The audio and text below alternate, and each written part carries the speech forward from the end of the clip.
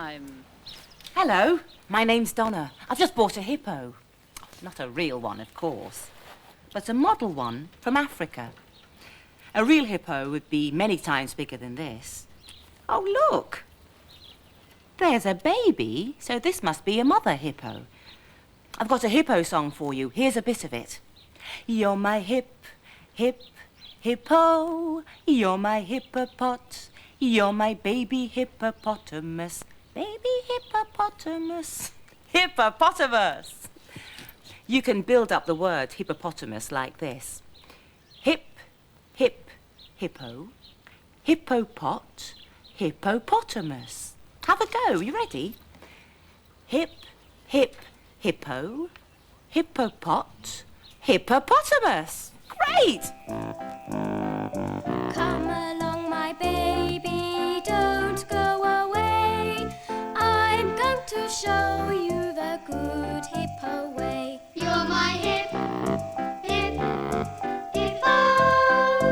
You're my hippopot. You're my baby hippopotamus. Baby hippopotamus. Hippopotamus. It's lovely underwater, so close your nose like me. Let's splash and swim together, just as happy as can be. You're my hippo. You're my hippopot. You're my baby hippopotamus. Baby hippopotamus. Hippopotamus. The light has gone, it's night time, it's time to go and eat. The grass is tasty by the lake, whoever wanted meat. Daytime in the river, nighttime on the land. Come along, my baby, with me close at hand. You're my hippo. You're my hippopot. You're my baby hippopotamus. Baby hippopotamus. Hippopotamus. Hippopotamus! Great! Now let's put mother and baby hippo into this African landscape I've made. Some of my family came from Africa a long time ago, you know. Hippo was hot. Very hot under the African sun. In the beginning of time, hippos were meant to live on the land, like all these other animals. But Hippo longed for the cool waters of the lake. Yes, she did. So, off she lumbered, through the grasslands and into the lake. Splash into the water. Ooh, it's lovely and cool.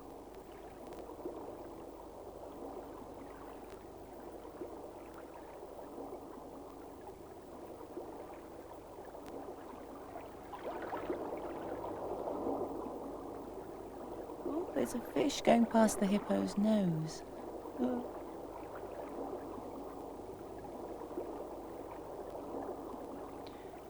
It must be great to feel so light in the water, like moonwalking. Blowing bubbles. In the daytime, they're in the water because it's so hot. But as the sun goes down in the evening and it's cooler, the hippos come out of the water to find food to eat.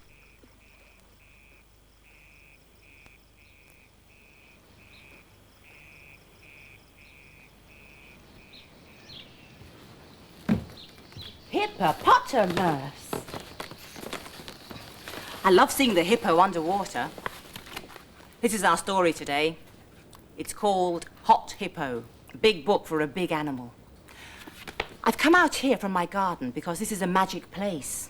It doesn't look magic, but watch what happens when I open the book.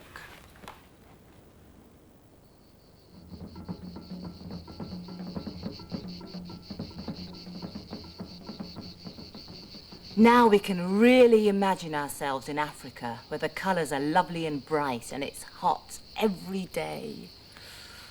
Oh, it's so hot. I'll have to get cool somehow. I know. I'll use this calabash like they do in Africa.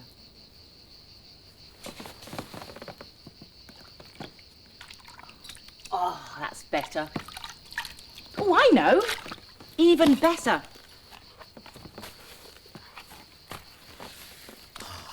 It's not just hippos that like the water, you know. There was once a hot hippo who wanted to go and cool down in the water.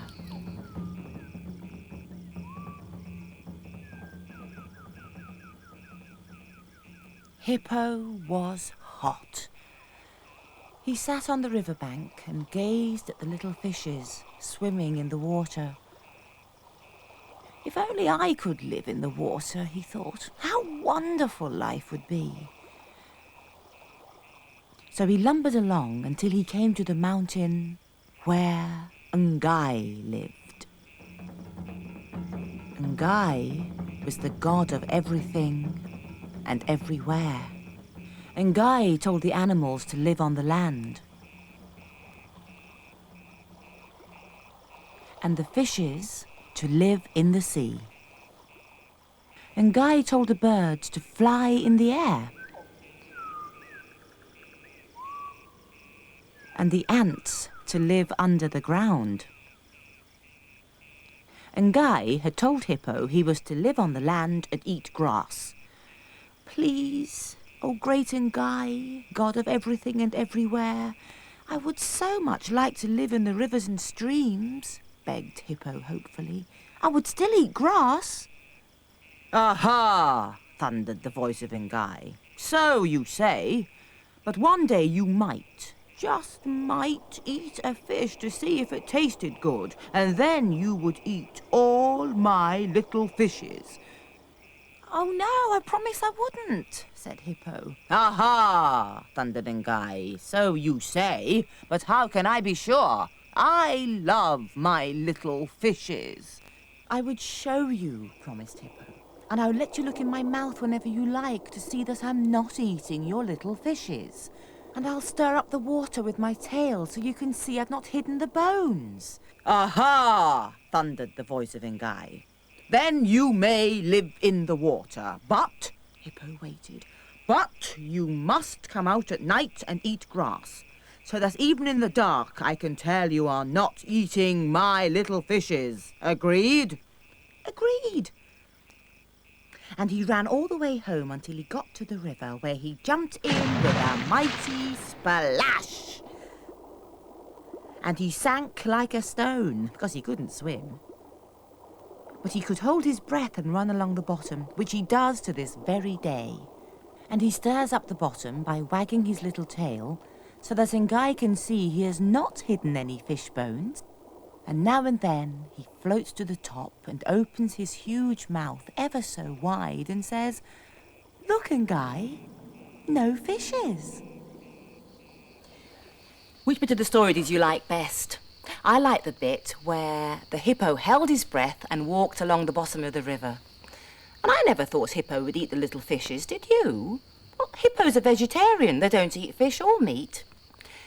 You know, it's not easy to see hippos in the wild. I haven't. But some children went to the zoo to visit two hippos called Henry and Belinda. They were allowed to go quite close because the keeper was with them. Yeah, that's Belinda. Come on, Belinda. Come on. Come on, children. Shut up, Belinda. Belinda, come on, Blin. Come on, Blin. Why do hippos get names? They get names because it makes it more personal. They enjoy having names. Belinda weighs 2 tons, as heavy as a van. Animals come to the zoo so that little children like you can come and see them. The keeper looks after the hippos. Here he comes. Go on, Henry. Pull Henry again. Pull Henry. Henry weighs in at 3 tons, as heavy as a lorry. Henry. Come on, Henry. They're giving the hippos a treat, some apples.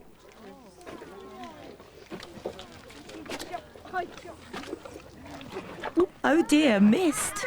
Try again. That was a bad shot, wasn't it? There, well done. Got it. How long are their teeth? How long are their teeth? The tusks, the very big tusks, can be up to about 20 inches long. They actually eat their food, they pull it up with their lips. I'll lift you up. Okay. Linda. Come on, Blin. They feel the cold, so they're going back into their hut. Come on, Henry. Come on. Good lad. Come on. Good lad. Come on, you go. Come on. They've even got an indoor swimming pool.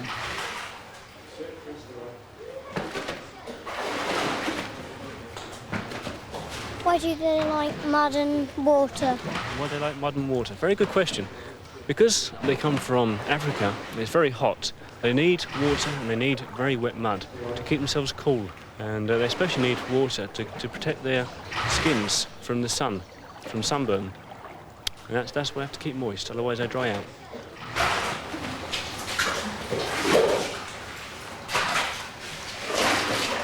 How do they breathe underwater?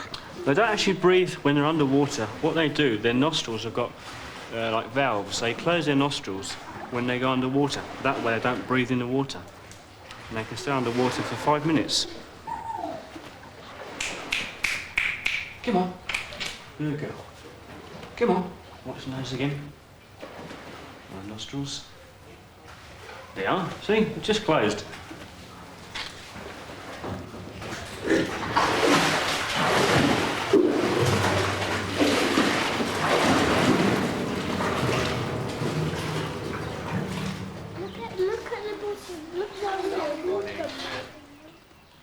What big teeth you have, Henry. I'm making a model hippo out of plasticine, but you could use Play-Doh as well. I'm just easing the legs out. I've made it out of one piece of plasticine. There we are then. It's got a very big body with little fat legs, a big head with a huge mouth and little ears. You could finish off the face with a pencil like this. Have a go at a model yourself if you want to. Here's one made by a child. Looks good in different colours, doesn't it? Now, she stuck the head and legs on separately, but you have to stick them on really hard. You could make your own African landscape and put animals in it. There we are then. Daytime in the river. Goodbye. It's lovely underwater, so close your nose like me. Let's splash and swim together just as